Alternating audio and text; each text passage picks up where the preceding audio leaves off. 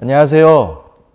오늘도 믿음으로 함께하는 우리 멀티 꿈의 가족 모든 성도분들을 진심으로 축복합니다. 오늘이 믿음 행전 3일차인데요. 저는 우리 모두가 이번 믿음 행전을 통해 주님의 일하심을 기대하고 선포하여 그 놀라운 축복을 우리 삶의 현실로 누리는 우리 꿈의 가족 모두가 되기를 간절히 소망합니다.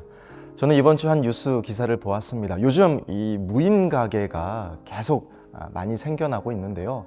한 아이의 아버지가 글을 하나 올렸는데요. 그게 뭐냐면 자기 아이가 그 무인 가게에서 4만 원어치의 물건을 훔쳤다는 거예요. 그래서 이 아버지가 따끔하게 혼내고 이제 그 업주 사장에게 전화를 해서 이만저만해서 우리 아이가 물건을 훔쳤으니 보상하겠다. 근데 그 돌아오는 말이 뭐냐면 4만 원을 보상할 게 아니라 20만 원을 보상해라. 이게 업주의 반응이었습니다. 이 글을 보고 많은 누리꾼들이 뭐 주인이 너무했다, 아니면 뭐 주인이 잘했다, 막 이런 갑론을박이 펼쳐졌는데요. 그 수많은 댓글들 중에 가장 공감을 얻은 댓글이 눈에 띄었습니다. 이런 댓글이더라고요. 주인을 위해서가 아니라 아이의 교육을 위해서라도 20만 원을 주는 게 좋을 것 같습니다. 여러분, 사람은 누구나 실수합니다. 그리고 후회할 선택을 하기도 합니다. 때로는 잘못을 저지르기도 해요. 그러나 중요한 것은 계속 그 잘못과 실수를 번복하고 반복하기보다는 자기 자신을 따끔히 일침을 가하고 더는 그 실수와 잘못을 행하지 않도록 내가 어떻게 하면 더 성장할까, 성숙해질까, 이 발판의 기회로 삼는 것이 참 중요한 것 같습니다. 오늘 본문 시편 51편은 사실 참 무거운 내용인데요. 하나님 앞에 큰 죄를 지었던 다윗, 눈물로 회개하는 고백입니다. 대체 다윗이 어떤 죄를 지었던 것일까? 사무엘하 11, 12장에 자세히 나오는데요. 이때가 언제냐면 다윗의 인생 가운데 가장 태평성대를 이루고 있을 시기입니다. 부족한 게 없는 상황이에요. 다윗은 군대 장관 요압과 핵심 용사들을 전쟁에 출전케 하고 다윗 자신은 궁전에서 한가롭게 지내고 있을 시기입니다. 가장 안전하고 편안하고 고난이 없는, 근데 이때가 가장 큰 위기의 순간인 거 아세요? 내 삶이 이보다 좋을 수 없다고 느껴질수록 우리는 더 믿음으로 깨어 있어야 됩니다. 우린 믿음으로 우리 자신을 계속 지켜내야 돼요. 그렇지 않으면 우린 연약하기 때문에 우는 사자처럼 우리를 언제든 삼키려는 그 사단의 집요한 공격과 죄의 유혹으로 인하여 우리는 쉽게 무너질 수밖에 없는 그런 존재입니다.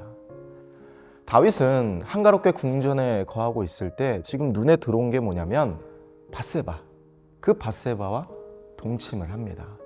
그리고 그녀가 임신했다는 사실을 알게 되자 전쟁터에 나가 싸우고 있는 그녀의 남편 우리아를 2번이나 불러들여요. 그리고 자기의 죄를 싹 덮으려고 합니다. 그러나 우리아는 전쟁 중에 맞이한 이 2번의 휴가 중에도 군인의 충성심을 지키고자 아내인 밧세바와 절대 동침하지 않아요. 다윗은 이 요압에게 우리아와 이 몇몇 군사를 최전선으로 내보내라, 일부러 내보내라는 거예요. 그래서 맹렬하게 싸우다가 어쩔 수 없이 죽게 만들라고 편지를 써서 모든 음모를 꾸몄던 것이 다윗입니다. 결국 우리아는 죽어요. 모든 죽음의 원인을 무모하게, 야, 우리아가 전쟁터로 뛰들어가서 자기 실수로 죽은 거 아니야? 이렇게 모든 상황들을 교묘하게 몰아가는 이 다윗을 보면서 야, 사람이 이렇게 무섭구나, 인간이 이런 존재구나, 그게 바로 나구나 라는 사실을 좀 다시 한번 생각해 보게 됩니다. 그 후에 하나님은 나단 선지자를 보내셔서 다윗을 책망하시는데요. 그러한데 어찌하여 네가 여호와의 말씀을 업신여기고 나 보기에 악을 행하였느냐? 내가 칼로 햇사람 우리아를 치되 암몬 자손의 칼로 죽이고 그의 아내를 빼앗아 내 아내로 삼았도다. 여러분, 나단 선지자를 통한 하나님의 책망을 들었던 다윗, 지금 마음을 찢고 상한 심령으로 하나님 앞에 진심으로 회개하는 것이 오늘 우리가 읽은 시편 51편입니다. 다윗은 자신이 저지른 죄를 부인하지 않습니다. 그대로 인정합니다. 충분히 무시하고 자기의 체면과 명예를 지키기 위해 충분히 이 귀를 닫았을 법도 한데 자신의 어리석고 이 치명적인 죄를 깨닫고 이제라도 지금 주님 앞에 돌이키고 있는 거예요.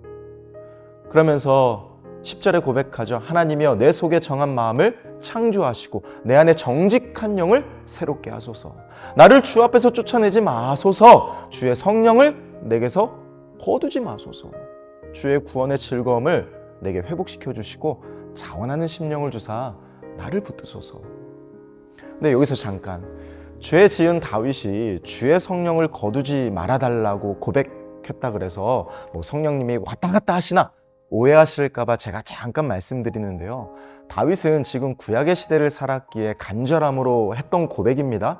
근데 지금 저와 여러분들은 신약 성경 이후의 시대를 살고 있기 때문에 주님이 뭐라고 약속하셨습니까? 누구나 예수님을 나의 구주로 믿으면 우리 안에 보혜사 성령 하나님이 영원토록 거하시는데요.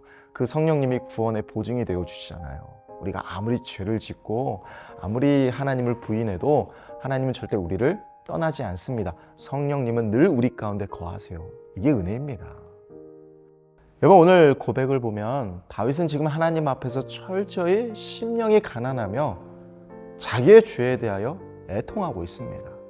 한순간에 죄에 사로잡힌 자신의 연약함에 대하여 가슴을 치며 슬퍼하는 동시에 그래서 하나님이 아니면 나 아무것도 아닌 존재임을 깨닫고 지금 간절히 주님을 찾고 있는 거예요. 그러면서 다윗은 16절에 이런 고백을 합니다.